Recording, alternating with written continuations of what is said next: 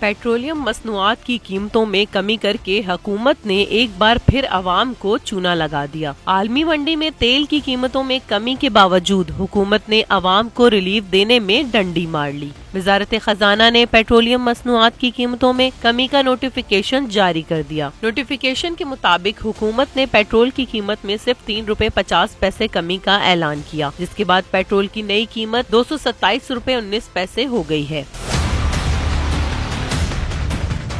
High speed diesel की कीमत में ₹8.95, जबकि मिट्टी के तेल में ₹4.62 का इजाफा कर दिया। नई कीमतों के इजाफे के बाद हाई स्पीड डीजल ₹244.95 का हो गया, जबकि मिट्टी के तेल की नई कीमत ₹201.07 मुकर्रर की गई है। सब्सक्राइब करें और बेल दबाएं ताकि कोई खबर रह न जाए।